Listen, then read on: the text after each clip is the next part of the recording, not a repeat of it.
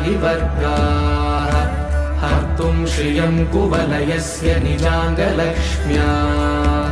घेरे निनादमिव बिभ्रतितीव्रनादम् शेषाद्रिशेखर विभो तव सुप्रभातम् श्रीमन्नभीष्टवरदाखिल लोकबन्धो श्री श्रीनिवास जगदेकदयैकसिन्धो श्रीदेवतागृहभुजान्तर दिव्यमूर्ते श्रीवेङ्कटाचलपते तव सुप्रभातम् श्रीमन्नभीष्टवरदाखिल लोकबन्धो श्री श्रीनिवास जगदेकदयैकसिन्धो